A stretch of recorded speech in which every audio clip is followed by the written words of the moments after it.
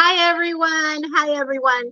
This is a very special lunchtime with Anna. I got a call yesterday while I was running some errands and they asked me two very special ladies. One I work very closely with, which is Damita Bishop, CEO of Fair, and the other is Rasheeda, whom I plan on working together in the future. I just met her briefly before airing, and she's just got such a beautiful spirit. I would like for you guys to meet them both. I'm going to add them both to the screen. There they go. Hi, Hi. Denise. Hey! You know, there's nothing more empowering than for me to see beautiful women all leading. And these two women, I kind of read a little bit on Rasheeda. She's doing her thing too. And hopefully we can collaborate too in the future. And we all know Yes. uh, Damita is a monster with that rights. So why we're here, Damita, I'll leave you the floor for you to state what it is that why you guys wanted this interview this morning, and why it's so important to speak of what you're going to speak. Well, yes, and thank you for having us on here. Of course. Rashida and I have been following the Federal Bureau of Prisons national lockdown all week. Tomorrow will be exactly 1 week, right, Rashida?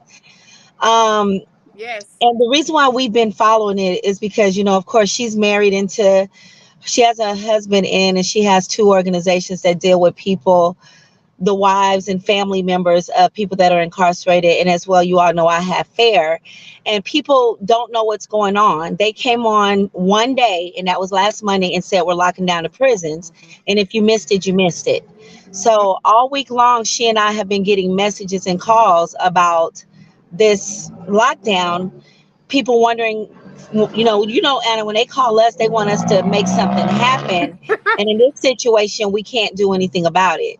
So a lot of people's first knowledge of this came from either me or Rashida. They didn't know because they missed it. Rashida and I both get, news messages from like CNN, Yahoo, or whatever. So we catch what's going on inside the federal prison. So, Uh-huh. but if you're not one of those people that gets one of those notifications, you're sitting here wondering what's going on with your loved one. If they're mad at you, if they're sick, if they're dead, why haven't they called? They haven't messaged anyone on core links. They haven't called us on the phone. Some of them haven't even written letters. So no one's knowing what's going on. So Rashida and I decided that we needed to come on and tell people more about what's going on. Correct. Um, Whew. Rashida, I didn't know because they were trying to talk with me yesterday, and I was just in a real bad area because I was driving towards Tampa, St. Pete area, and just the signal's real bad in that area because of the water. But I didn't know you did all of those things with civil rights and helping families, because a lot of my calls that I get, and I've expressed this to Demita, Mhm. their calls, I need to know about my family member. Can you make sure, and Demita, it made me laugh because kind of giggle when she said that, because those weird calls, you get them and you're like, oh, okay. And you Yeah. have to Right. figure out, how am I going to do this? Right. Right. So just big ups to you, because these families are really hurting. They try to do well checks, they don't pick up their phone, or if they know their number, they just won't pick up the call, they're disconnect the phone. We know the routine. That's the system. Right. And you guys, we're giving you reality, we're giving you the raw, because we deal with it. We make those Mhm. calls all the Yeah. time. Yep. Um, so It's okay, a go it's ahead. a it's a personal it's a real personal thing for me because although I have a husband that is incarcerated right now, my dad died in jail. Mhm. And I have PTSD because of it. I didn't realize that it was so severe until I start having friends that were, being going to jail, or just you know, being friends with Damita and hearing certain stories, it's like she'll tell you, I'll go to the whole family, oh my God, emotional side of it, because it's hard. It's hard. Feeling helpless is probably one of the worst things you could ever feel. And that's on the outside and the inside. You know, on the outside, we can't do but so much. And on the inside, they can't do but so much. But just being caught in between is like one of the worst places. And my dad was in Cobb County, and he was actually there for something that he didn't even do. Okay. It's so many layers to this story. And my podcast, I just started my own podcast called Wet Like Chronicles, and it's me chronicalizing my day-to-day as a prison wife. And it has allowed me to start opening up and talking about my dad's story, because it's something I've never really truly sat down and went all the way through. I'll say, you know, this is what happened, or, you know, just 2 minutes of something, a scenario, but never just really talking about it. And now I'm starting to open up and talk about it, because everything is linked. It's all linked. And so it's to hear people, you know, worrying and stuff. People don't understand how serious that is, because 1 minute everything is fine, and then the next minute it's not. Right. It's just that fast. My dad actually got his tooth pulled, and because it was not extracted correctly, and he complained about it for a week, it got infected. And anytime you get infections into your gums and it goes into your bloodstream, it poisons your blood. You go into septic shock, and you literally have 24 hours. Once your blood is poisoned, that's it, because it goes to every organ. That's it. Yeah. And in a week's time, my dad died. Yeah, and go to a hospital bed. And the thing with that is, that's my background. Well, I did medical and I did dental, and people don't understand the importance of the cleanliness behind extracting a tooth, as well as the care and the antibiotics that most patients will probably need after the fact, especially in an environment like that, that things are not as clean as they are up here. And one thing about it is they'll cover themselves and not take responsibility. Right. One thing I want to say to you, Rasheeda, and I know that Damita and I have had this conversation as well on a private note. One thing about trauma is, if you really, really experience it, right, it'll take you a long time to go back to that space. And sometimes certain things will take you back there, and you either shut down or you're like, I'm ready. And I want you to know, because I've dealt with trauma myself, there's no right or wrong answer. Do what's best for you at your pace. Same as Damita and I have spoken of this as well. I think that's what makes us these strong women that are willing to help so many people, because we know the other side of it in different ways, or maybe the same ways in a weird way, you know, whatever the case may be. But remember that it changes your DNA. It changes your mental state for a very long time. You'll never be that person you were before that trauma. I just said that in one of my podcasts. I'm like, this has forever changed. This is who I am. This is who I am now. And I just want to be able to help as much as I can. I mean, I don't have all the answers. Of course, I'm still dealing with it. And Damita will tell you that was one of the biggest reasons why I did not want to even have a relationship with my husband. I was scared. I was too scared of something happening. I didn't want to be the paranoid girlfriend all the time. I didn't want to make him seem like he's just some weak man, you know, in jail and constantly, you okay, you okay, you okay.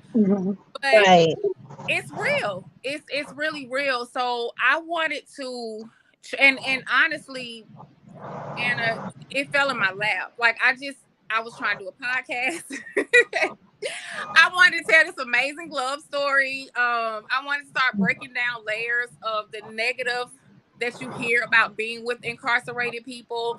I wanted to tell the good side, and in between that, this is when all these little seeds were being planted. And in 2 days, you know, I kept hearing, you need to start a support group. You need to do this. You need to do that. Then Dee Dee came to me with it. And I'm like, you know what?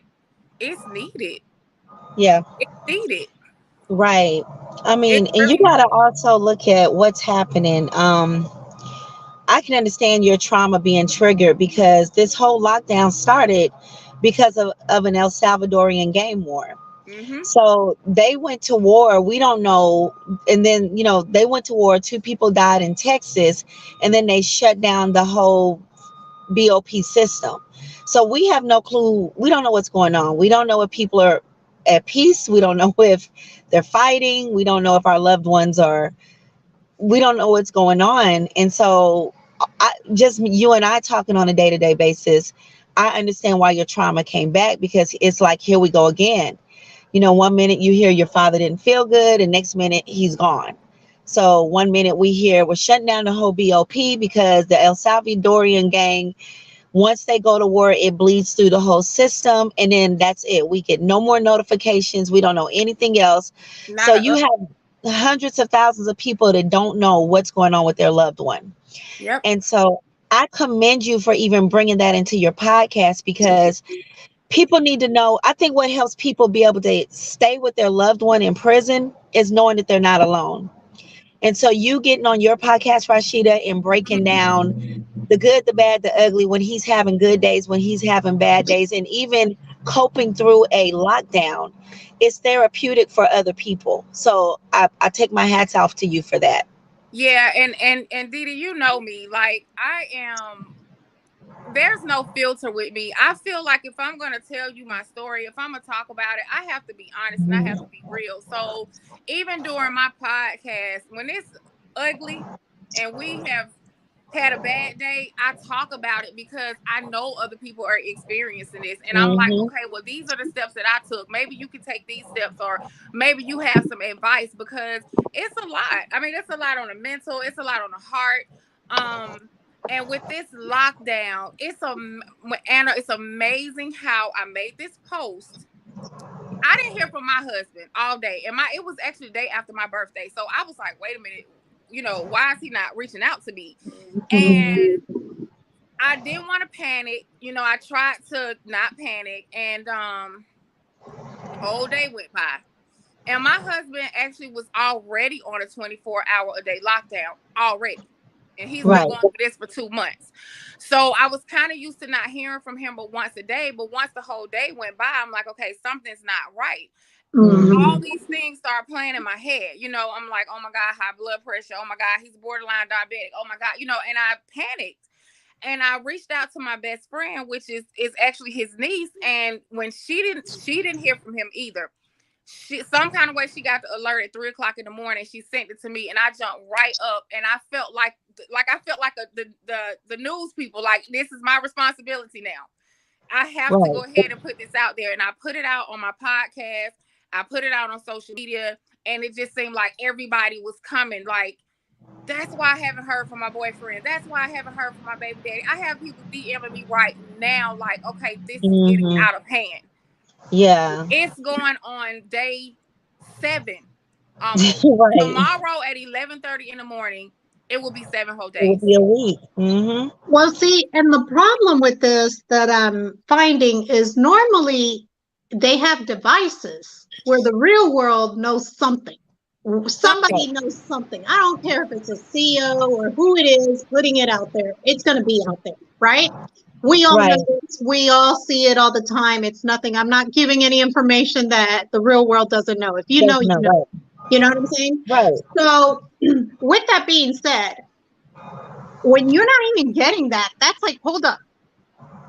What in the world is going on there? And when they're talking of a Hispanic gang, think of the biggest gang you can think of. Yeah. Because I knew before I was told the name, I said, I already know who it is.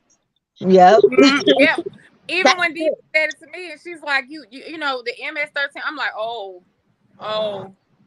okay. Yeah. Okay. And see, I was kind of green because when I lived in Texas, they were all through Texas. They were dangerous. But I don't In Atlanta, I haven't heard much about them, so I thought, oh, that was just some Texas stuff. Why is this happening? But then all of a sudden, everybody from all states was like, "Oh, girl, no!" When something happens to them, it can happen in Canada. They're gonna start a war in each facility, and if you've ever like communicating with people in prison, when I started doing this, it amazed me of how fast information gets through the prison pipelines. Like, you're like, how did you find that out? They find stuff out before we find it out. And it's That's what I'm crazy. saying. It leaks out. Somebody can reach out to me and, somebody can reach out to me in a state and somebody will say, Damita, back away from him because blah, blah, blah. And that's how you're over here. Yeah. I don't know how they get their information, but Well, it's the just been good thing crazy. about it, and I'm sure that the both of you can agree with me, is when you do have those connections with inmates because you've helped them at one time or helped a family member or whatever at one point. Mhm. The good thing about it is that it saves you. It's an ally. So they're really there for you in a crazy way. I know that sounds kind of contradictory, right? Because they're there, but it's not. They're You can some of do, the best guys that I've met and girls yeah. have been in there, Yes. So I mean, and it is, and we're not talking nothing bad. You can do something as small as answer their phone call while they're in the feds, and when they get out, they feel like they have to look out for you to the death, all because you thing. answered their phone call. Yeah. So that's why I do rideshare driving to make money, and guys will get in my car. Are you afraid somebody's gonna rob you? And I'm like, I can't stop you from doing whatever you're gonna do, but when you go to prison, whoa. I You don't might want to You be don't that want guy. to be you didn't know that. you are the guy that took Damita Bishop away from the You world. don't You want to don't be want that that. guy.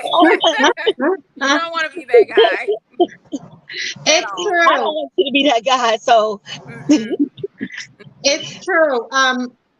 And you guys, I know that a lot of you guys will catch this later. I know that Sundays is normally a very odd day to have an interview. And we didn't announce anything. We just kind of went on because I think it's very important to show it from the other perspective. Because normally I'll just give an interview of, oh, my child's in there or this or that.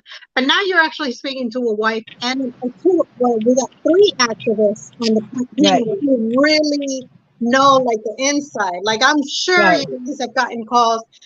We don't know why it's on lockdown. And then you're like, okay, well, I don't know why it's on lockdown. Let me see what you can do. And it's rare that I don't know. All I know is that the gang started a war in Texas.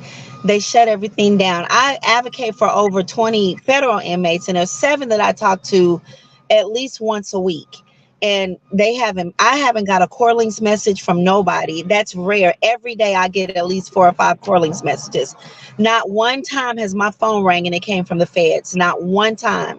And that's rare. Like, now when the feds ring, it's everybody calls from the same number, so I don't know exactly who's going to be on the other end until I answer it. But for me to go through 7 days and nobody from the feds call me, nobody has an issue with their attorney, nobody needs me to send a message to their family, nobody has an appeal coming up. That's rare. I checked my mailbox like every day. I called my son. Oh If my I have God. any mail, Yes. call me. I do the same thing. No mail has come to me. I've sent out letters. I've called wives and moms and how are you? And that's why Anna, we reached out to you because I'm calling family members and they didn't even know. And I'm like, I'm just checking on you because of the federal lockdown with the BOP. Oh my God, I was worried that he was dead. And I was like, no, baby. I just thought it's supposed to be a lockdown to protect them. We don't know if they're playing Uno. We don't know if they're fighting. We don't know what's going on. Sometimes my daddy comes through me because I have this devil's advocate, this little militant little lady, right, on my shoulder sometimes, and she kind of thinks past certain things. And last night, only thing I kept thinking about was, why do they ever not do this in the state? Because I know it's gangs in the state.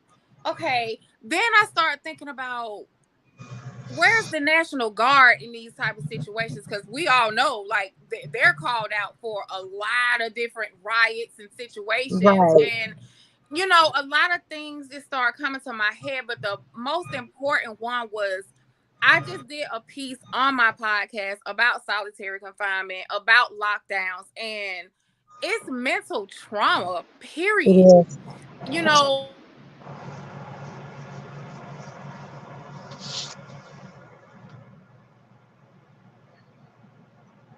Did we You're lose him? you're frozen, Rashida. Okay, I think she's coming back. Okay, Oh, I'm there back. you go. Yeah, I start to think about the mental trauma that they're actually going through. I mean, I could Right, not sit in my bathroom for 23 hours and come out for 45 minutes for right. 7 whole days. And let's just make it clear, we don't even know if they're coming out for 45 minutes because they actually have bathrooms in their cells. So I mean, their bathrooms are Hmm. there. Um, Right. I have read about how this mentally bothers them. I mean, a lot of times they'll do Hmm. destructive things just to get attention.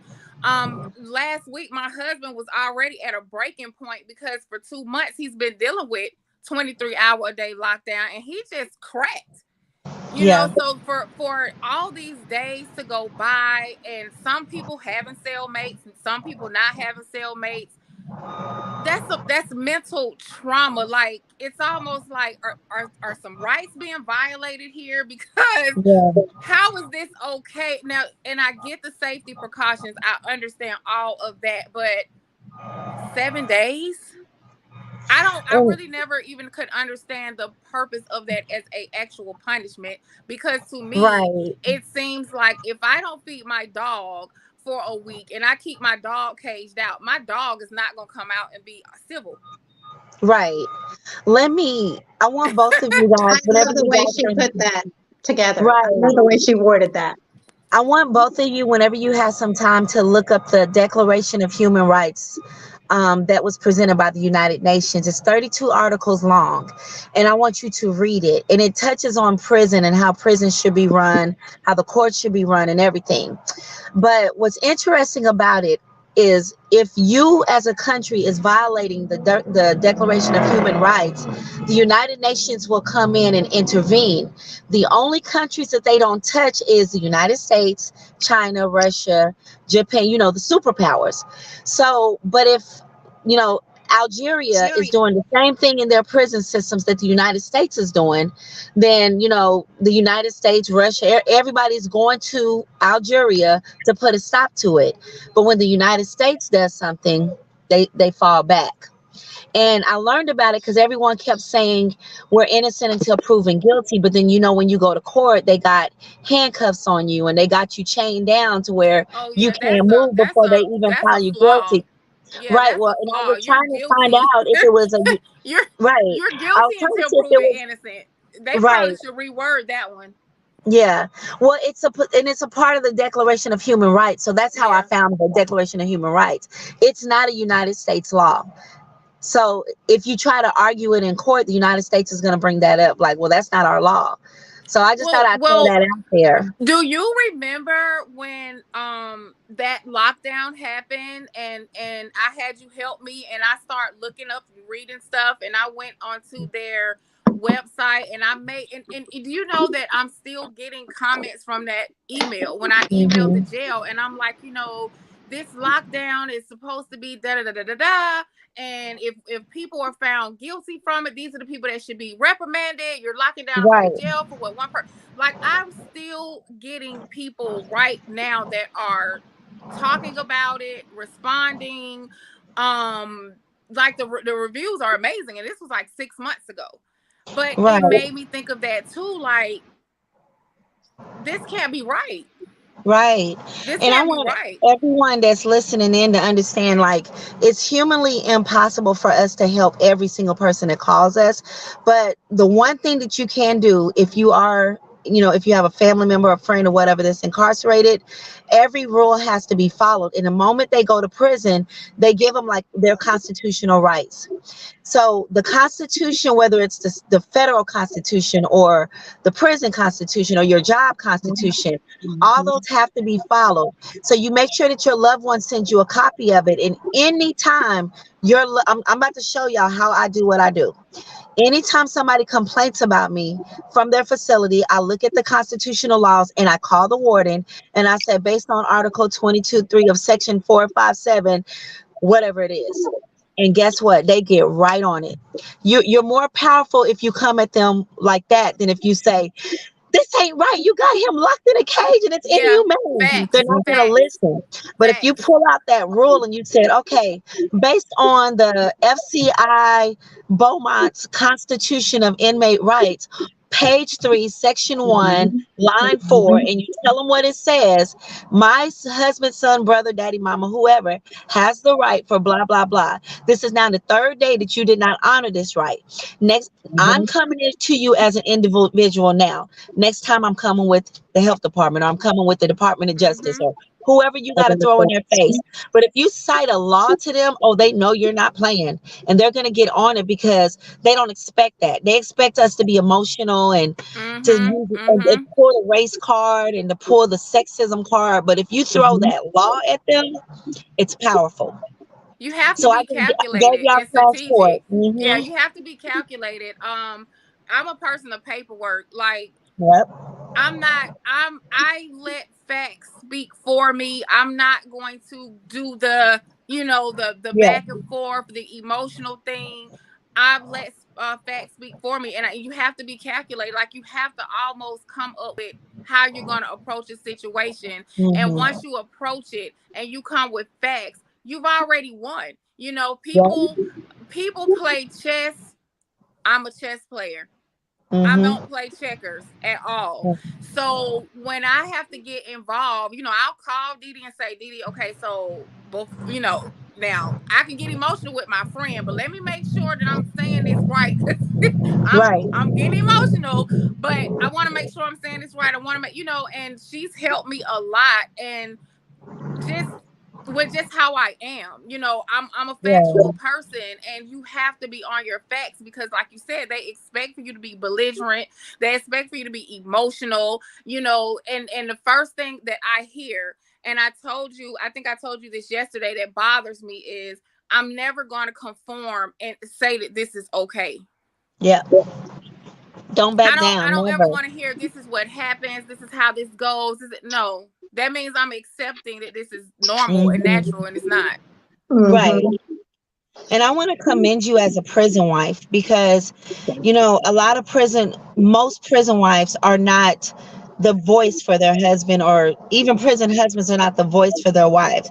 And you're a good prison wife when they're calling you for somebody else's problem. When you get that call that says, Bae, can you check? Because John said, that's when you know that you are a good prison wife because you're now everybody's wife in his pod because you're so Yeah. when he has a problem, everything gets solved through you. So when they don't have no one else, they're like, Mike, can you ask Mrs. Oh my Duffy? God. Let me tell you, Anna, let me tell you, my husband's quick to be like, oh, my wife, she'll find out. By the time I call her, she gonna know. She gonna already know. But that's because I get it. I experienced this with my dad. Let me tell you something. My dad was in Cobb County jammed up. We all know how Cobb County is. My dad was in Cobb County jammed up. And they didn't want to hear anything he had to say because of the charges that he was up under. It was all domestic and aggravated this and aggravated that. When I went to court for my dad had already told all the people that he was in the holding thing from, oh, well, my daughter comes, my daughter gonna get me out of here. My daughter gonna get me out of here. When I think we lost her again. Yeah, she froze. She, yeah, So but go ahead. Go uh, ahead. she's a lot like you, Anna. Like if okay, I I'm back. need someone, I am oh, a facial expression person, and the judge literally, guys, she looked at me and she said, "Who are you?" to him. I'm like, "Oh, that's my dad." So she was like, "I want you to come up here." She put me on the stand, and by the time I was done, the judge looked at me. She said, "You need to go to law school, first of all. Second of all, I'm gonna grant your dad this bond because they lied." It was just a lot of different things. When they got to questioning me, they asked the same question like 500 times and think you're gonna mess up along the way. And I'm telling the DA, like, sir, the answer's not going to change. Like, you asked Right. me this several times already. I don't know what you want me to, say or whatever, but I got my dad a bond off of something he wasn't going to get a bond for. And I came with facts. I came with Yeah. facts. Yeah, that's And the only way I you're didn't gonna come with win. emotion. It was my dad, true enough, and I wanted my dad up out of there, but I came with facts. And it was nothing they could do. And the judge was so upset because she was like, did anybody ever just take the time to think that maybe somebody should have talked to his family or, figure out what's going Yeah. on? And the fact that all these lies had occurred, by the time that I was done, they were about to press charges on my dad's ex-wife for lying. You wasted taxpayers' money. You got us all up here on nothing. And Right. unfortunately, when it did come to me going to pay my dad's bond, that's when I found out he was in the hospital. But my dad told those people, my daughter's getting me out of here. And Mhm. he was on his way home. I was getting him out of there. But facts, it has to come. You have to come with your facts, because they expect nothing less of you to Yeah. be ignorant. Um, um, you know, that's a mouthful. And I want to go back to you saying people play checkers, but I play chess. One thing I know about the media, and I'll get to know you, and I'm starting to see that already, is I think you like to read. I think you like to Mm. read books. And Where's my knowledge books? is There's my power. books. Yeah, there you go. You see? That's a small portion of my Yeah, books. yeah. Seriously. Oh my gosh. And I'm dying for Damita to come visit me because she's gonna be like, wow, Anna, you pretty much have like a whole library. Because that's all I do is read, read, Right. read, read, read.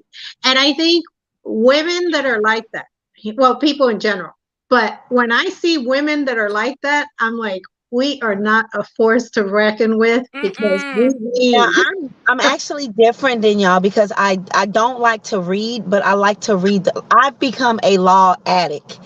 And I remember when I met Seth Panaver, who was exonerated from death row. He told me the same thing about himself, that he didn't like to read, but he said this law shit is like a drug to me. I get addicted to it.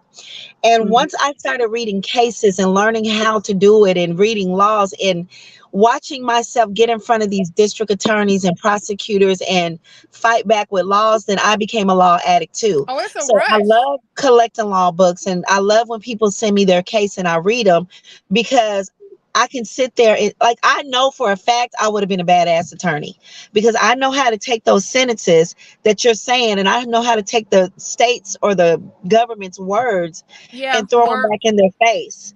And Yep, I know it's a how lot to of take the law wordplay. and say, wait a minute, you're saying this law is what you're using, but based on the evidence, blah, blah, blah. So now that I know how to do it, I'm like, dang, I missed my calling. But in the activist world, it's powerful because when they see me coming, they know they got to get right. Because, and I don't, like Rasheeda says, I don't back down, and I don't even get aggressive with them. I just stand there calm and I give them that look that Anna laughs at. And when they're finished, I say, like I said, whatever it is. And they'll say, I but love like I it. said, I I'm actually not love it. changing my mind because I know I'm right. I know I'm right. So I'm not changing what I'm saying. And it makes me a force to be reckoned with. And that's, I'm, for the first time in my life, I'm proud of that. And somebody told me I'm cocky. You damn right. Because I'm not going to back down when if I'm not sure of myself, I'm not going to really open my mouth. But if Yeah. I know for a fact, oh, you ain't going to be able to shut me up. It's Mhm. powerful. I mean, like I Hmm. said, I'm a daddy's girl, and my dad was like that, and I've never been scary. I'm not fearful at all. And Me please neither. don't give me knowledge on top of not being fearful. I mean, it's it's like what a challenge? Did you say a challenge? Let's go. And that's how I am. I'm not scary, and I'm not afraid. I'm a humanitarian by nature. I'm an Me Aquarius, too. and I've always been the type to want to fight for people and help people. And I'm not afraid. I'm not afraid. I'm not afraid to speak my mind. Yeah. I'm not afraid when I know somebody is doing something wrong. But to have that heart and have knowledge, that's why they say knowledge is key. Because you can't fight that. You can't fight facts. You can't Now, fight facts. let me tell And you about both of you guys. And as y'all get to know each other, you'll see this. You Hold and on. Anna and Rasheeda are the same on collecting data. So if you come to either one of y'all and say something, y'all both will go back to text message sent March 3rd, 2015. Hold on, Damita, because March 3rd, 2015, you said, and I'm like, okay, you caught me in a lie. You caught me. Okay. You got Girl, it. Okay. Honey, don't play Didi, with me because look, I know Rashida do the same thing. Rashida will have Oh my evidence God. oh collected. my God. I Listen, know for a fact Anna, you said this. I Hold have on. all my She'll iPhones, screenshot and right? send it I to call you. my iPhones my file cabinets. I'd be like, girl, Guys, wait a minute, hold on, let me find this text. What you say? 2003. Okay, I got iPhone. What was that? 6? Hold on, yeah, yeah, yeah, yeah, yeah. Oh my yeah. God. I I collect. really thought I was the only one that did that because No, I would delete a text. Okay. Oh no, I'm gonna tell you, no, you and I'm gonna screenshot it for you and be like, this was the both day of y'all. you said that. And you two are like badass on like I can say one line to either one of y'all, and next thing I know, my phone is coming through with pictures. I said, "Here go these screenshots. Here they go." And I'm just like, "Okay, thank you. I didn't mean right now. I just asked you a question. Now all of a sudden you didn't." Well, research. But I'm glad to have both of y'all on my team. But yeah, Well, now, and you know what it is, and I'll tell you. A lot of times, trauma will do that to you too. hmm, It will make you want to, because you've been through some things. It'll make you want to be like, hold up, I am not even about to go through the same experience where no one believed me or where there was doubt, even what I did or what I'm saying or whatever. You learn to be like, no, here goes the evidence. Here goes the proof, right. just like a cop, just like an attorney, just like because you have Hmm. no choice. Life has taught Been you. through it. That's so true. Yeah, That's so true. Like Yeah. that's so true. Like even for me, nobody believed me with my dad. I mean, like seriously, everybody thought I was this grieving daughter, and I'm like, no, I'm telling y'all, my dad didn't have leukemia. These people ran the test already. I was Um, your phone froze again, or your laptop froze again. you can go ahead and continue while she's I try to save everything, oh, there she like goes. just in case I need it. You have to, Right. and it is trauma. You're right, and I didn't even think about it like that, but it really is. It's like when I was in a car accident, and now every time I drive, I always look behind. Like I'm Me always too. looking behind me. Me When it's too. time for somebody to stop, I'm always like, looking. And then when I was in the second car accident, my cousin was like, "You immediately folded up," but my body just automatically knew to protect itself. And it's the Yeah. same thing. It's like it becomes, and it's sad, but it comes second nature. Right. But that's what makes us powerful at what we do, and I'm glad like when Mike was going through his court process, Rashida, and getting ready to be sentenced, I knew you guys' love for each other. I knew you wasn't going to walk away, but you had a big decision to make. And so she just conformed and she said, okay, well, let me start a podcast. Let me start keeping journals. Let me start doing my research on this facility that she researched the holding facility, the county jail, and then the prison he's going to.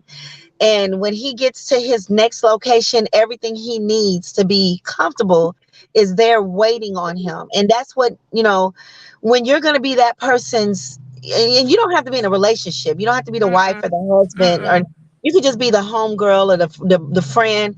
But if you're going to be looking out for someone who's incarcerated, the things that Rasheeda does is what needs to be done. Okay, let me make sure, so his mind is in the right place, or so her Yeah, mind is in the because right it's place. like it's already bad. Like, I mean, unfortunately, we do make choices that land us in these predicaments or whatever, but you still are human beings. I mean, and I say that all Mhm. the time. These people are not dogs. Like, Right. it's still a human being.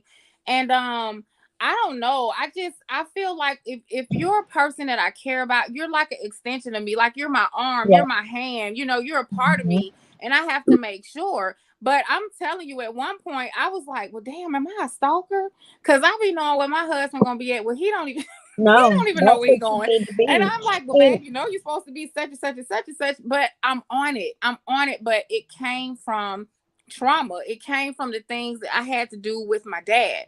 So and I'll do it for anybody. If you call me and say, "Hey, I mean," and I guess that's why everybody kept pushing the support group on me, because I guess I didn't people realize by that I really nature. had a strength in that situation, because I'm Mhm. like, I'm still broken. I'm still Right, daddy's broken little girl over here.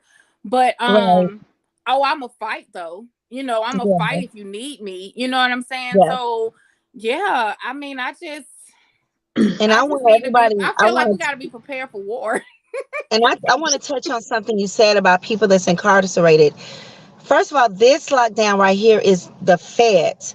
Everybody in the feds didn't kill somebody. Usually, you don't get, unless there's other white collar shit attached to it, you're not going to be in the feds for that. You'll be in a state facility. But the feds has people that didn't pay their taxes. So they don't deserve to be treated like animals, if that makes you feel better. They didn't take a life. They just, didn't pay the right amount of money. The feds have people that mishandled funds at their company. The feds has people that they do have mafia stuff and gang stuff. I'm not going to say they don't, but the majority of the people in the feds have committed white collar crimes, or it's about money. It's some type of like drug transaction that cross state lines, or it's about bank commerce, or I've sat in court with a woman who made false emissions, and they gave her 10 years. So everybody in the Fed didn't really commit crimes. And in Georgia, emissions is anywhere from 10 to 25 bucks. So she did 7 license plates with wrong emissions and got 10 years in the Fed. So do you feel this woman should be sitting with rats and Right, true. Exactly. not in a I good mean, and it's people on the condition? outside. Oh yeah. It's monsters on the Yeah. outside that needs to be on the inside. Yeah. But I just So wanted to say that because people, when they again, think that prison, they think stereotype. everybody killed somebody. Mm-hmm. Yeah. I wanted to say that because when people think prison, they automatically think everybody killed somebody. And that's not the case. There are killers in prison. I'm not saying that. But don't forget about the white collar criminals. Don't forget about the people that didn't pay their taxes, behind on their child support, didn't pay for the insurance on their car, insurance fraud, stuff like that.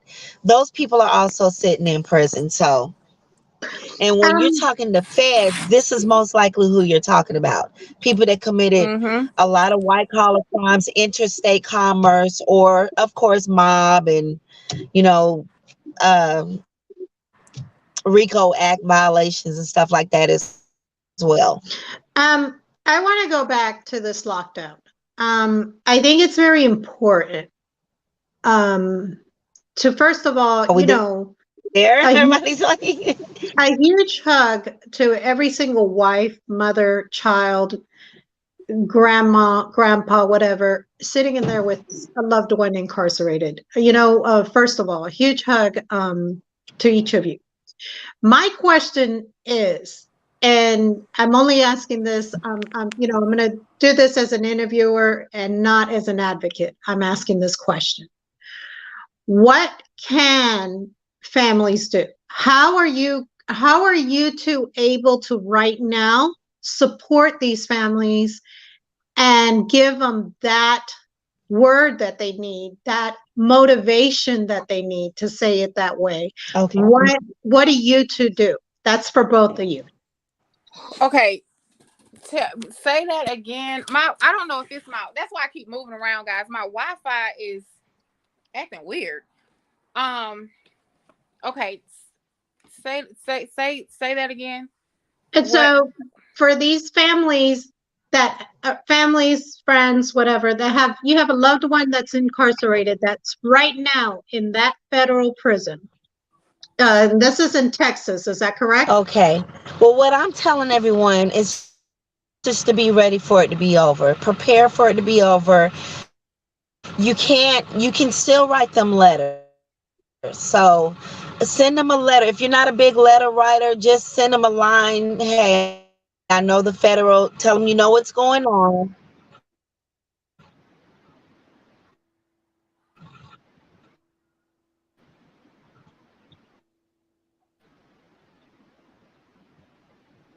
Are you still talking, Didi? I'm Yeah, because we frozen missed over it. here.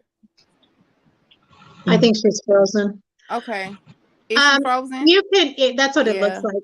You can go ahead No, and. this is Oh, there she goes. Hmm. every federal prison. Every federal prison is on lockdown right now. Not it started because of this, but because of the entire BOP. So,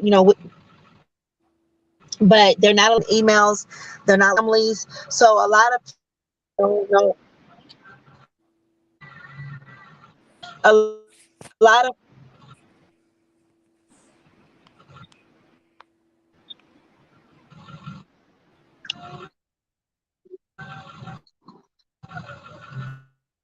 can you hear me? You're coming in and out. You're a bit frozen, so we didn't Can get you all hear of that. me, Anna? Now I Yeah. can hear you. Yeah. It Okay. froze on my end.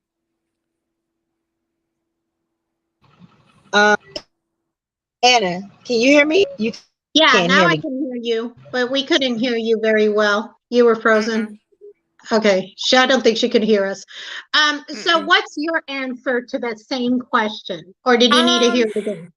Okay. So. Whew, yes. Well, Friday.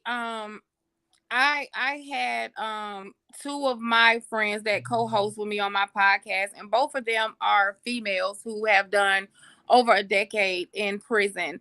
And I actually asked them the same question because not only was I concerned about us on the outside, but I was also concerned about them on the inside because I mean, just from my personal situation, I know my husband is probably worried about us, worried about him, the unknown. Like, we don't, him probably thinking if we think something has happened to him, he can't reach us.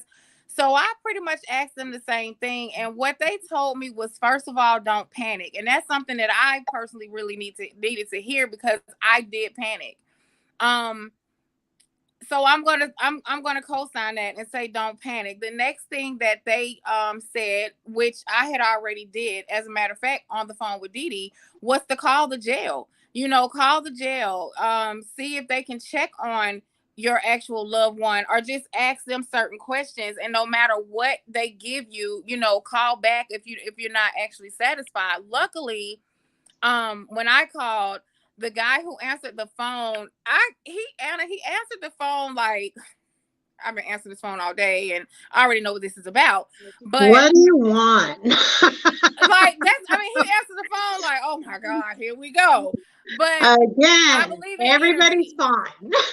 Yeah, and I mean, seriously, that was pretty much what he said. He was like, "Man, we on a nationwide lockdown. Like, it's not us."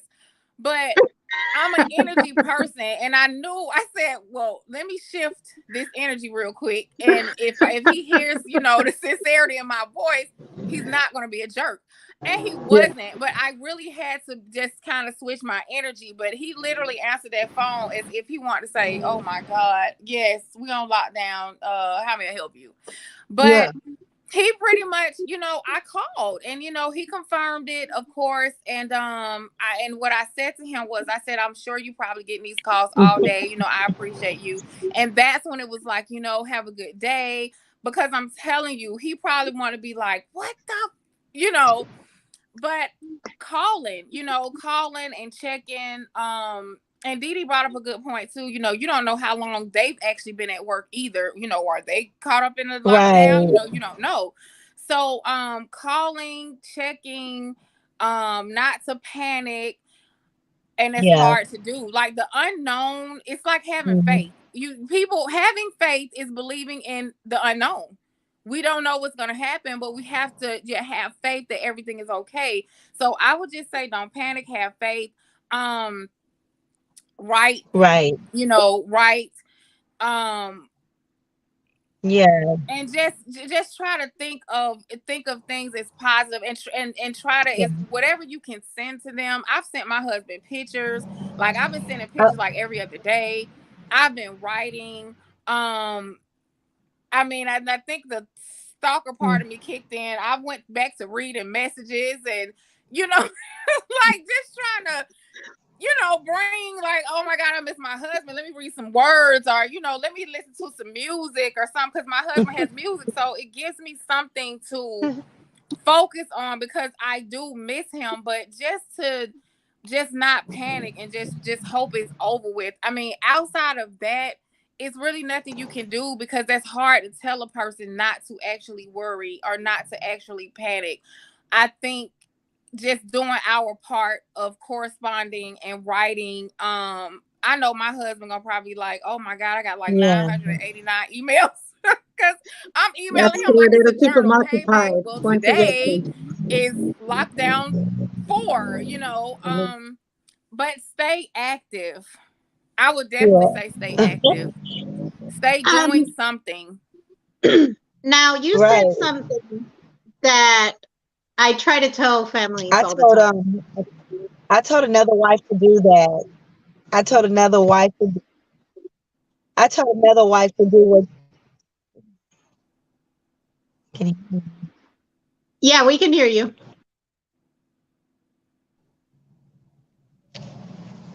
Damita?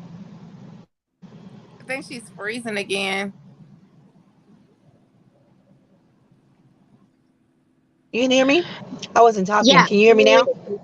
Yeah. Yeah, we can hear you. Yeah.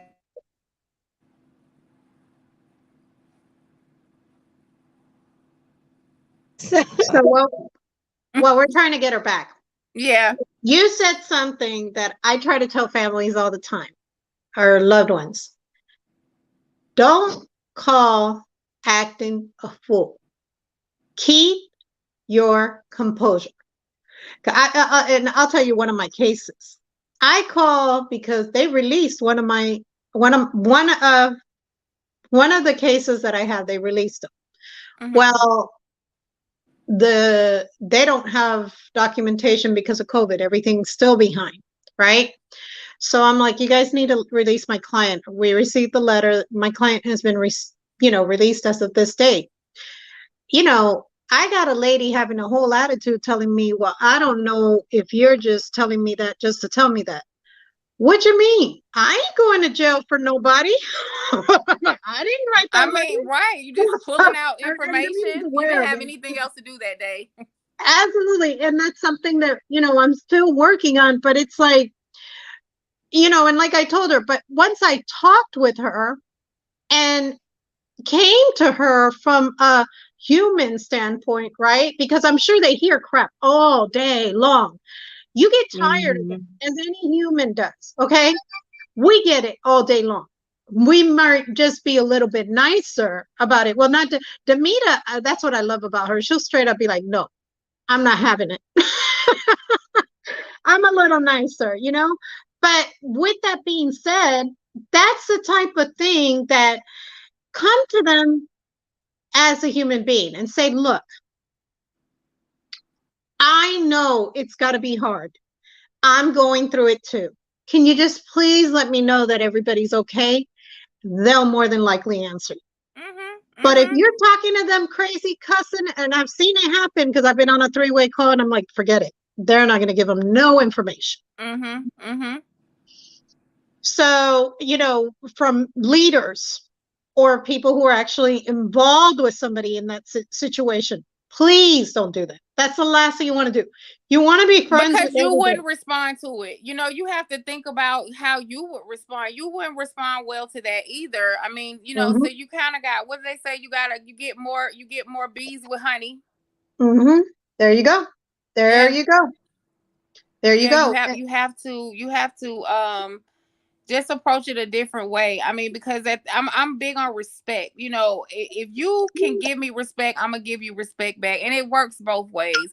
You just can't Absolutely. come off at people disrespectfully and just think that they're gonna, first of all, do anything for you, let alone talk to you. So you have to definitely be very very respectful. So yeah, I mean, but when he picked up that phone, I was like, oh boy. Like, Well, yeah, and you could imagine some of those prisons have as much as 5,000 inmates or more. mm-hmm. And if you think that even half of those, even a third of those families are calling, that's a lot of calls to pick up one right after the other, one right after the other. So of course you're going to Right. eventually be picking up the phone to Mm-hmm. them. Oh, yeah, stay prison. What do you want? That's And how he was, but he ended up being like, well, right. thank you. You know, you have a great weekend. I mean, because I could hear it in his tone, but I knew I needed answers. And sometimes the only way I can get answers is I gotta be super, super nice. Even my husband sometimes will be like with his attorney, he's like, babe, you sure you wasn't flirting with this man? Because now all of a sudden he's talking about you a breath of fresh air and how he loves talking to you. And I'm like, I just know how to talk to him. Like, I don't know, but I'm trying to get answers. So I just Absolutely. have to say, whatever and be a polite person to actually get what I want, and if it's important, that's what you Yeah. have to do. Honey, Mhm. bees to honey. You gotta do it sometimes. Now, Damita, you were finishing what you were I know I saying, and missed a lot, but this thing ain't gonna let me talk today. Can y'all hear me? We yes, can we hear can. you. Yeah, it's not letting me talk. I don't know what's. You can hear me? Okay. Um, I don't know. I miss so much because they're doing road construction everywhere I try to move. It's more construction. So I'm sorry, you guys.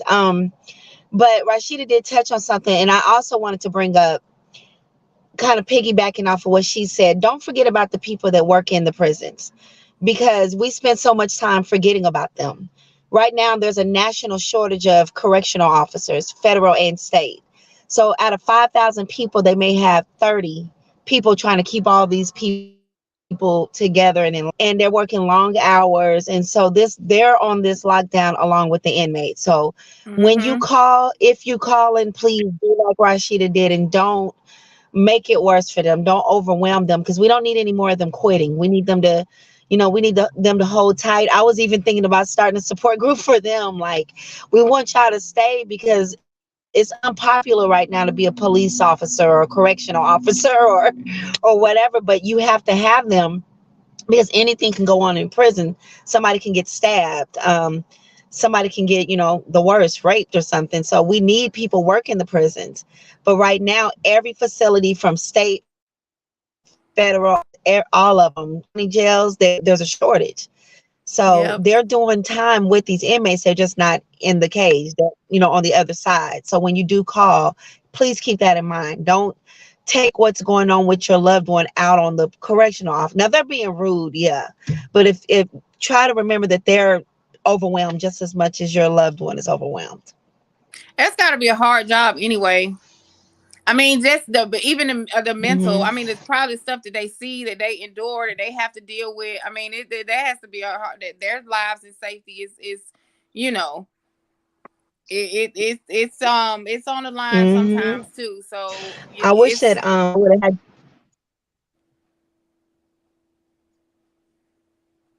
Let me tell you, they have women working in men facility. Yesterday, I got a video from Ware State Prison, and I'm gonna send it to you, Anna, because you need to see it. But a man was stabbed by other inmates, and the guard, a female guard, would not come in, and they was like, "Bill, you come in here," and I'm like, "That is a woman. You cannot expect her to go in here and save this inmate from other men." And the inmates were just yelling at her to come in there and get this dead body, and she was scared, and she was like frozen and wouldn't move, and they were mad. And I said, I don't blame her. I'd be scared too. I'd be standing there like, I'm not about to run in here. I don't know which one of y'all got the knife. I go in there trying to save them, and now I'm getting stabbed. But Well, that see, stayed on my mind all night. That is a woman in there with men. She could get in there, and they could have stabbed him to lure her in there and then rape her. And by the other time the other officers get in there, what's done is done. So, that was on my mind on, and I didn't even get her name, but I prayed for her, because I was just like, you could just see her. She just kept backing up, like, I'm not going in there.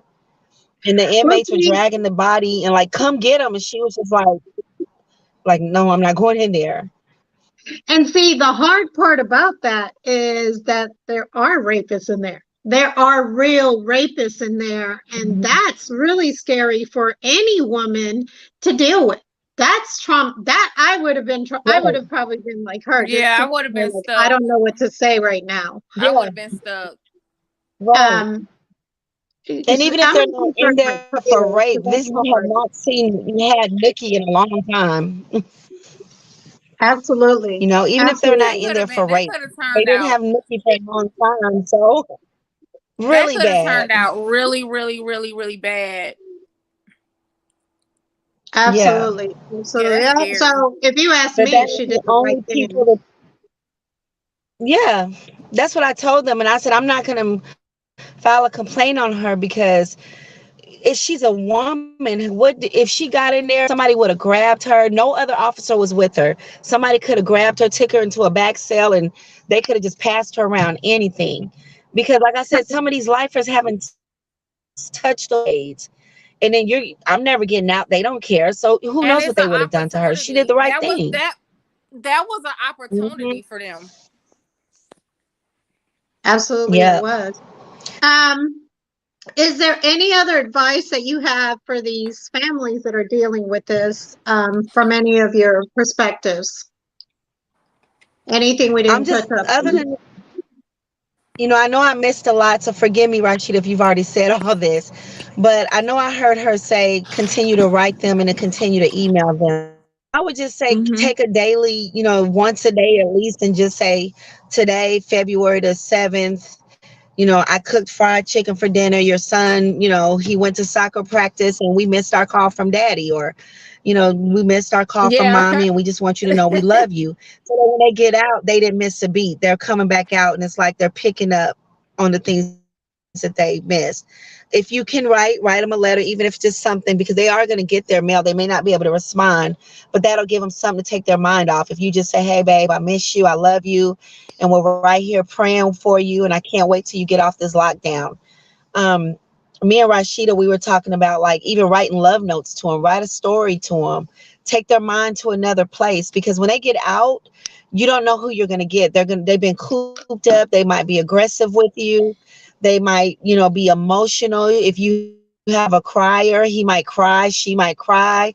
So you have to get out and be ready mentally, get yourself mentally prepared to deal with their emotions, Oh and boy, yes. let them act like a bitch, let them cry, let them be angry with you, and just okay, and just remind them that you love them, and don't say I didn't do that to you. I ain't the one to like. Don't make it worse. Just let them get it out. And for as many days as it takes, because we're getting ready to go into day 7.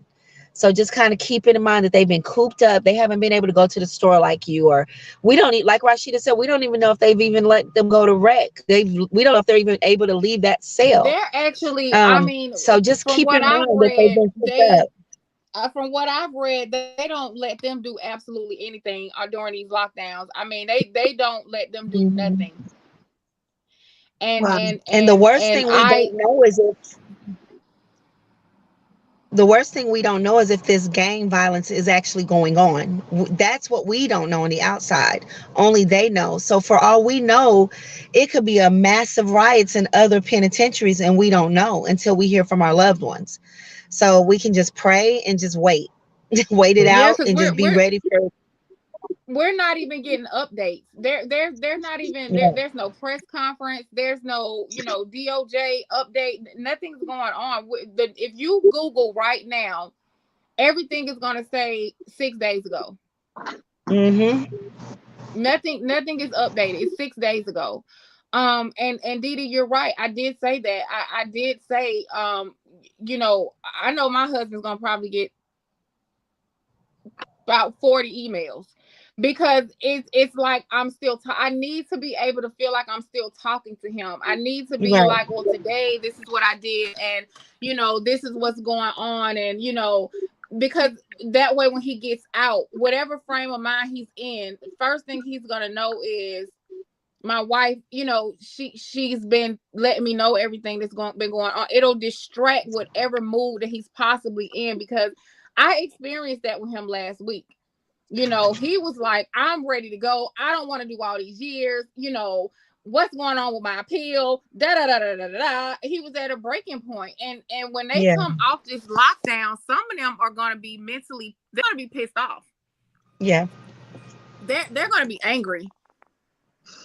Yeah. And if and unfortunately, the wives and the mamas and everybody is going to catch hell behind it, because who else are they going to vent to? And they don't mean anything by it, but it's kind of like I said, you can't expect for a dog to be in a cage unfed for all these days and not come out and possibly bite your ass. I mean, it's just being real. Right.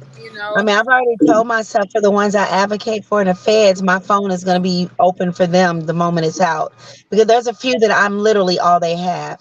They have no one else. So I'm going to allow them to get out and, check on them. Are you good? You need anything? Because I know they've been cooped up all this time, and they might know more than we know. We just don't know. We don't even know if they're getting their commissary. I just thought about that too. Like, we don't even know if because the commissary is ran by the prisoner, so we don't even know if they're even getting that, because that means that nobody's working commissary either.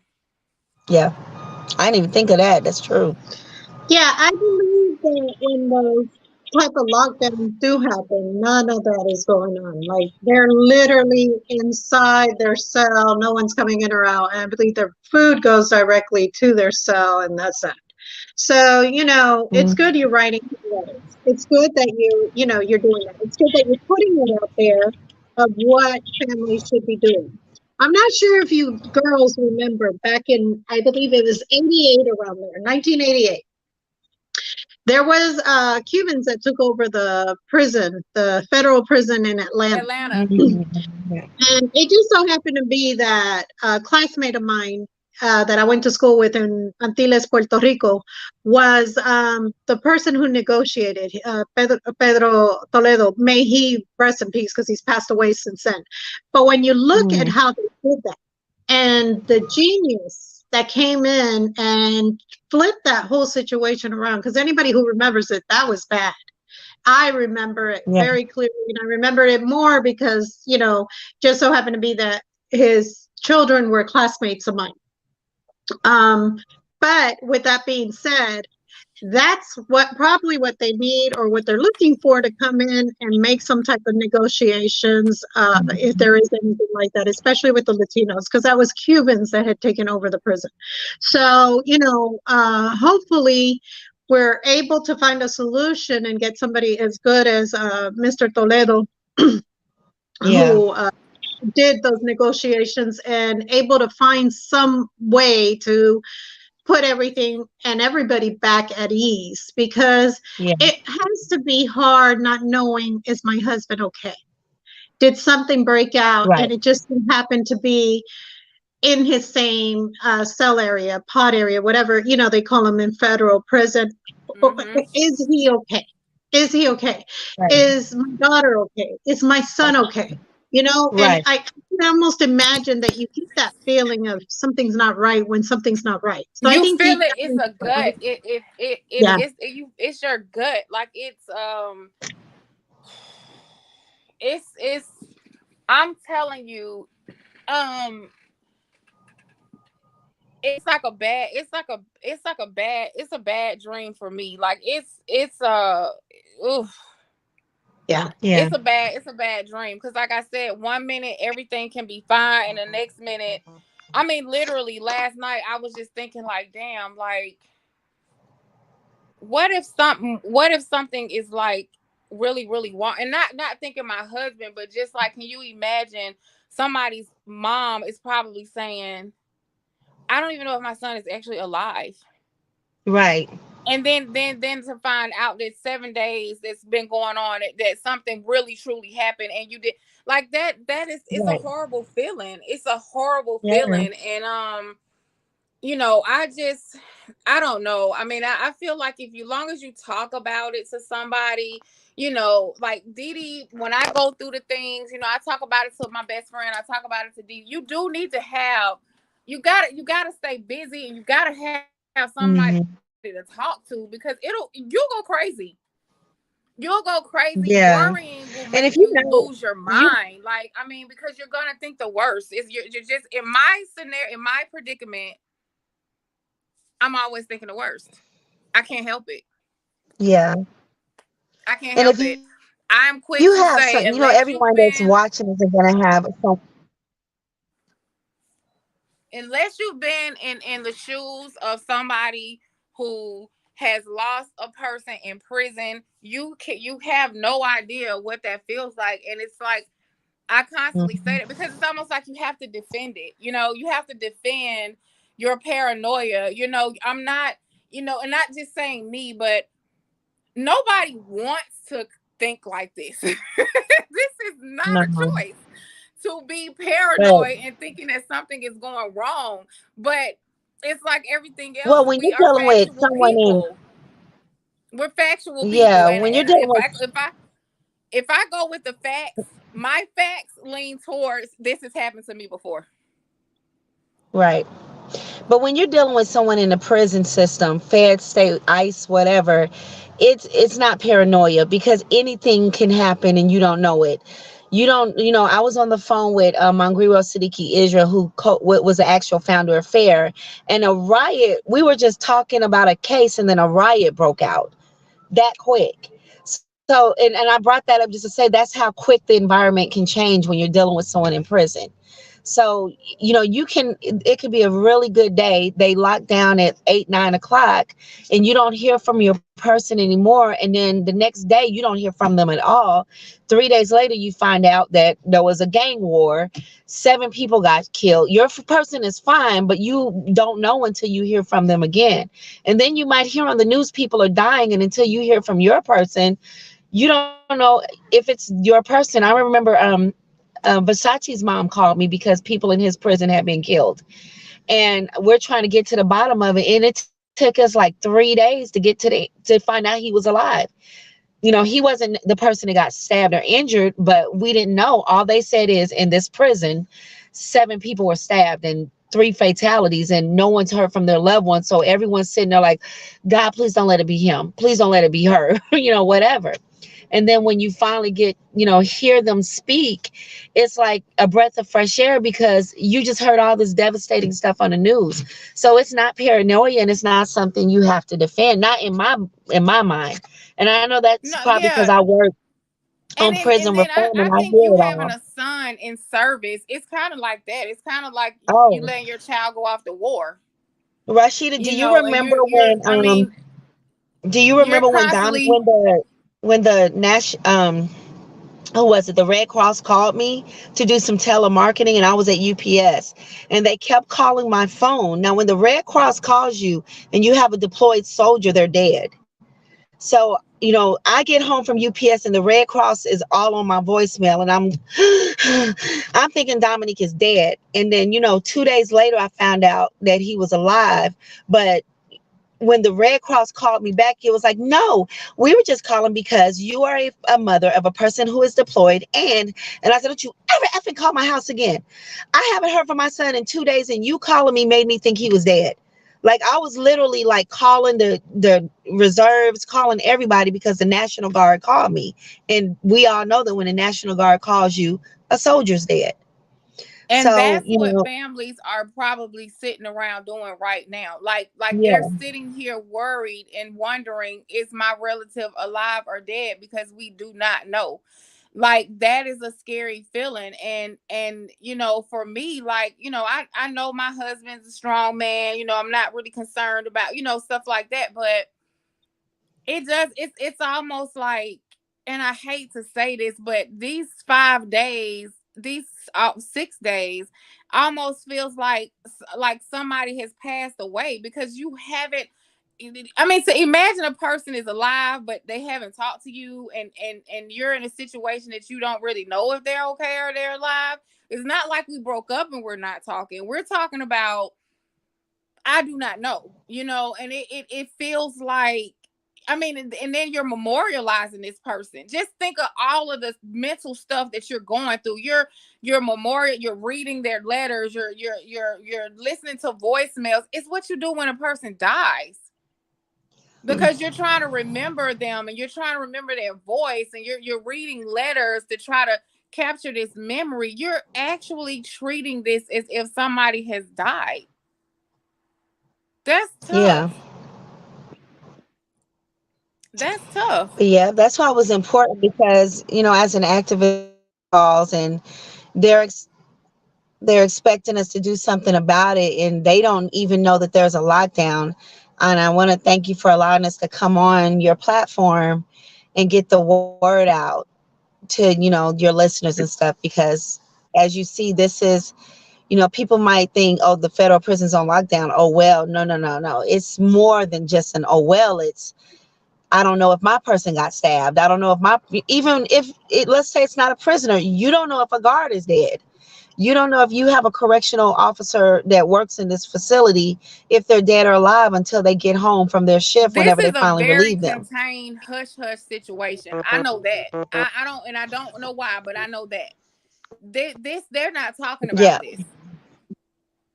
they're not. And it makes me wonder. This is very, very contained. Like I've never seen anything be and it's kind of frightening because it's like they literally have this in a chokehold. Like they're controlling the narrative 100%. Mm-hmm. Yep. Yep. Yep. So all we can do, every day I've been saying, all we can do is just keep our fingers crossed and just pray that, everything is okay. All our loved ones are okay. I do understand the quote unquote reason behind the safety of it. Yes, there have been other riots. Yes, we've had Watts. We've had all these things. They sent the National Guard to Waco.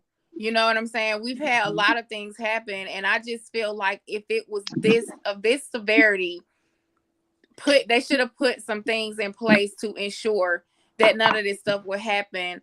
But the abuse, the mental and emotional abuse, it's just like when prisoners so when you go to court and you get sentenced, and I said this at my husband's when he was getting sentenced, they do not understand that you're really sentencing a family. Like, don't mistake it. Mm-hmm. Whatever it is, the sentence is, but you got to understand, my husband right now is a prisoner. He got free clothes. He gets, if he want to eat the food, he gets 3 meals a day, and he gets whatever he sleeps on. But the families are doing the roughest time. Financially, it changes your life. You have to worry about putting money on books. I spent $10,000. Me and my husband, and Dee Dee knows this. We spent $10,000 on phone calls. So when these inmates are getting sentenced, the families are paying the price. Like my tax money is paying for the jail, and then I got to turn around and give you more of my money to communicate with my loved one. Then you want restitution. I can't wait for it's time for my husband to pay his restitution because I'm coming with receipts. I'm gonna be like, I'm sorry. How much did we spend and give y'all already? There's your restitution. So families are being punished right now for these almost 7 days. Yep. Mm-hmm. Yeah. So Can you guys hear me okay? Mm-hmm. I can. Um, and you couldn't have it said that better. I always say that. And I always say it's a vicious circle because then a lot of times they'll go in really, really young, do some hard time. And normally they're too old, especially if they're women, to procreate. And that's huge for a woman. We're brought into this world to Yeah. want to have children. At least the majority of us are. I know I love my children with all I am. I can speak the same for Damita, and I'm sure Rasheeda, you're the same way. Our children are our world. I want to say this because you're about to tell my story. My husband went to prison at 17. He did 15 years. He came home for 10 and he's back. He's about to give them 8 more years. I'm 44. I don't even have any kids, and he wants a son. Wow. Mm-hmm. See, that's exactly what I say. So people don't understand. It is a big deal. Everybody's affected. Everybody. Friends, family, any loved one. any loved one. So even because I can come in also from the minister part, I'm an ordained pastor. Even getting the traumatizing stories from that, you're like, okay, and you still got to hear horrible things and still keep your composure and love everybody. So from every angle, it's hard. It's hard for all of us. As human rights activists, I'm sure every one of us at one point or another has heard a story that was so sad that you got off that phone. You didn't let that client hear you, but you cried. Because I can say, and I've done it. I've been like, oh my God. Yeah. And everybody knows I've broken down. I got a client that I never let him go. And I will not, as long as I got fight in me. And I will continue fighting for him. That he and his family have captured my heart in such a way that I'll do anything for that client because his trauma affected me, you know? Right. My next question to you ladies is this. Rasheeda, I know that you have a Spotify account. Can you please tell the listening audience how to reach you out on that, and what are the different ways that we could reach you via any platform, especially struggling mothers, wives, daughters, whatever? Because I think what you do is really big. The help that you give the community, that's huge. It takes a bigger person to support others when you're dealing with the same thing. Yeah. Well, I am actually on Spotify. I'm on Apple, Spotify. I'm on Google Podcasts. I'm also on iHeartRadio. And my podcast is Wedlock, WEDLOCK. And my episodes are Sunday and Wednesday, and I have bonus episodes on Friday. And the bonus episodes are with two female inmates who are, in transition center right now. So those are where you can find me: Apple, Spotify, iHeart, and Google Podcasts. I'm on Instagram. I have an Instagram page. It's Wedlock Chronicles Podcast. I'm on Twitter, which is Wedlock Podcast. My personal Instagram is Rasheeda, the THE brand, BRAND. And my email is wedlockchroniclespodcast@gmail.com. I just started this supporting of inmates, wives of inmates that are incarcerated, and it's called, and Dee Dee came up with this amazing name, guys. It is called it is called Fed Up Wives, and that's FED with the arrow up, wives. And right now I'm working on all of the contact information or whatever, but I will have it all together. It will be I'll announce it on my podcast this evening, but pretty much you can still reach out to me to any of those platforms, and I'm here. I'm here. I'm gonna do the best that I can. And sometimes we get our strength from helping other people. It kind of gives us that push to keep going. And then it's a purpose. Sometimes you really feel like, oh, I went through this because it was supposed to help somebody else, and that's kind of how I live my life. Right. Rasheeda, I know, I'm sure you have a following, and like I said, we all do. We all have our following. They follow it however they choose to. That's what followers do. What I wanted to bring to you is I'm in the process of doing some things, and I would like to air your stuff, if you're okay with it, over on this platform as well, to help more families. It'll bring you more people and more traffic, because I think it's very important what you do, and I really love it. Like, I get some good interviews, but there's certain things that I'm like, you're living.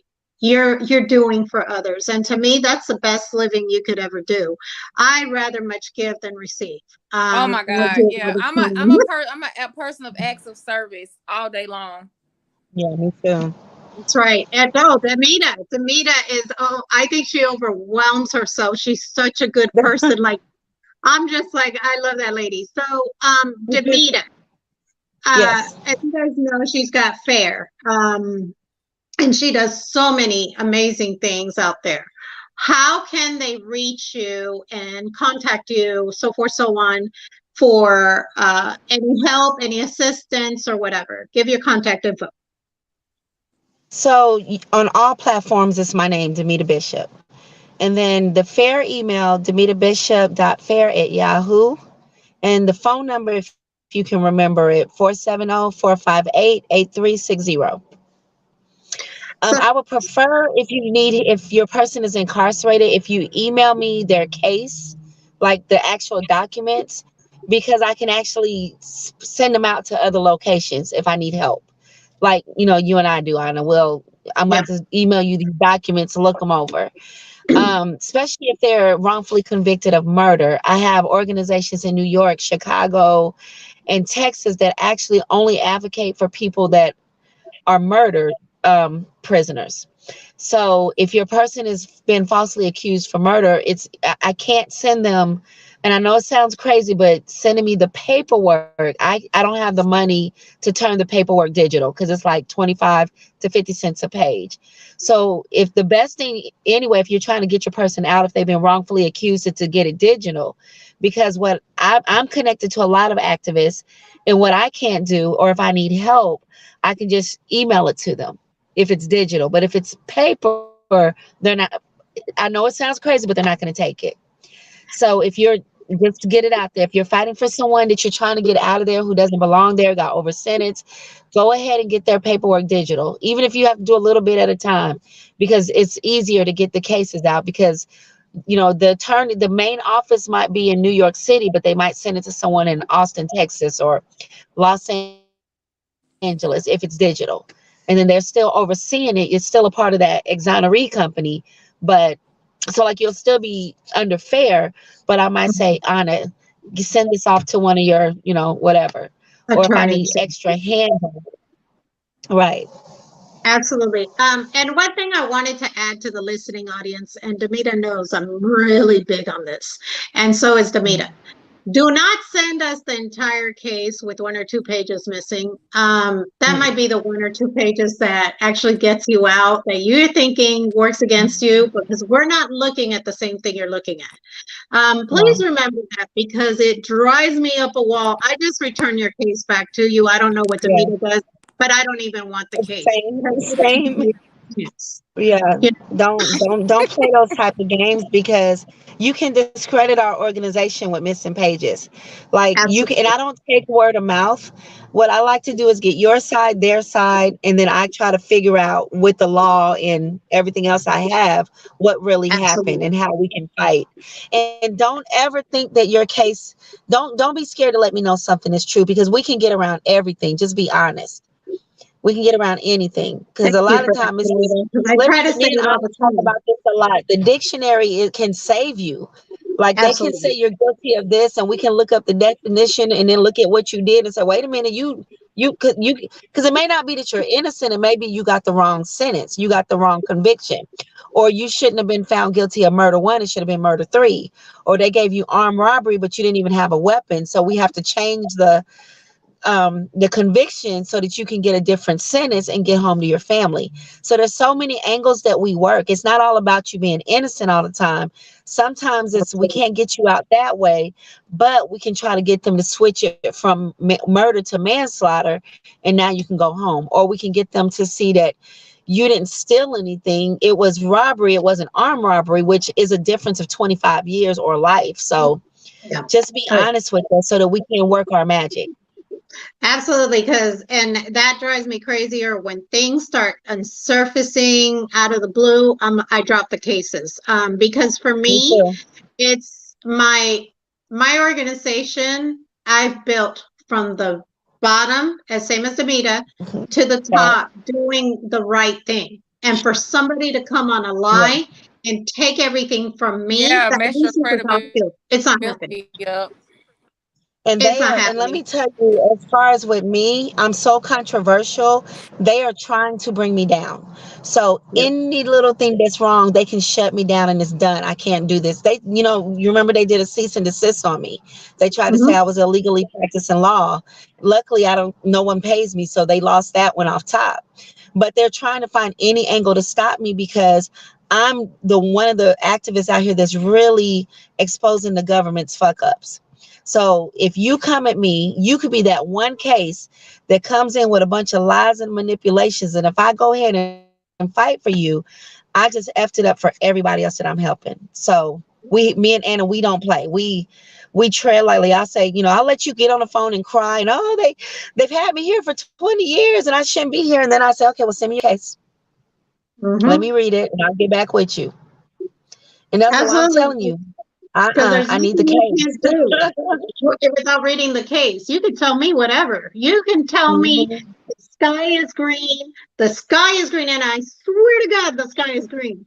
I am still going to read the paperwork, and I still want to make sure the Right. sky is green. That's it, and that it is written Right. in court documentation. Until I read that, and I mean, I'm one of these. I sit down with my cup of coffee or my cup of tea, and I read Mhm. line for line and figure out and take my notes. How can I help this client? So there's good people out there, good organizations that really help you out, but you've got to help us help you. Help I you. just There you go. because I know, oh my gosh, that's the one thing that I'm like, don't, I don't care. I don't care how much I was for you. At this point, I'm not for you. You're going to have to reach out to Yeah. somebody. And it's probably not going to be Damita because I've already spoken to her. Yeah. Oh no, first of all, if Anna or girl, if me and Anna are mad at you, the other one's not going to help. So, because we both had them say, well, can you call Anna? Or they'll say, well, can you get Damita? And she'll say, Damita. First of all, he got me effed up. And I'm like, say less. He got me effed up too. Well, let me tell you what he did. I don't even want to know what he did. Just because he got you effed up, he got me effed up too. And if And we've Anna done it. doesn't, I cuss all day, every day. Anna doesn't cuss. So if she calls me and says that this person, Joe Blow, got me fucked up. Oh, Joe Blow, you got me fucked up too. So because Anna doesn't cuss. Now I cuss all day, every day. So Anna will say, well, let me see what happened because maybe I can get Damita back on this case. But if Anna says you got her fucked up, oh, it's done. I'm not helping you because you fucked Because up. I'm very thorough. And Damita is too, but Damita just, she's not going to play the okey doke. I'm a lot nicer than Damita. Damita, Yeah. I ain't got time. I really don't. Girl, you should hear me make a phone call when they're calling me. You should hear it because I'm real stern, and they'll tell me this, and this, and I say, we've seen so many cases now. I can tell them what happened. But I was on the phone with a couple, and I don't want to hear from your mama, your wife. I don't want to hear from them. I want to hear it from you. And I was on the phone with a couple, and he was talking in circles, and I said, "Don't play with me. You know what happened in that courtroom. Don't play with me. I ain't got time for Mhm. this." And he That's just right. got quiet. And she was like, why are you being mean to him? I said, I'm not. I said, but I get this all the time. They get to y'all and they don't want to tell the truth because they don't want you to leave them. But I ain't stupid. I know you withholding information. So what happened? And he said, can I I call love you? it. Can I call you without her on the phone? That's fine. You can call me Mhm. without her on the phone. But don't Absolutely. Wow. play because I'm going to shut this shit down today if you keep playing with me. Absolutely. But And see, that's exactly what I do. Every single time I'm the same as Damita, and we know, we just already know. I'll get calls and I'm like, okay, I'm not calling them back. They're just gonna right. know the fact that she's not even bothering me. She knows I lied to her. So just please, all I ask is don't Yeah. lie. We have cases that Right. are guilty as guilty, but was it really worth Me your personally, I prefer the guilty cases. They're easier. Sounds crazy, but I prefer the guilty cases because it's all we got to do is get a law changed, or maybe, like I said, is okay. He just got the wrong verdict. It shouldn't have been. Well, he got the wrong conviction. It shouldn't have been manslaughter. It should have been murder too, which is a difference of the years, and now you have a way home. Yeah, When they're innocent, it's hard to get them out. yeah, It's sad to absolutely. say, Well, but it's I hard. need to send It's my almost impossible. It's possible, but it's almost I need to It's impossible. send So my hard. just know husband's that. case right on over to both of you guys because I feel like he got railroaded. He I mean, did. he's We've not discussed it. innocent. He's not innocent, but I do strongly feel like he got railroaded. I feel like the person that that they were actually investigating, they actually stumbled up on my husband. He wasn't under investigation. They stumbled up on him. The person who they were actually investigating ended up getting lesser time for one. And they made my husband out to be, I mean, I was like, well, damn, baby, am I dating El Chapo?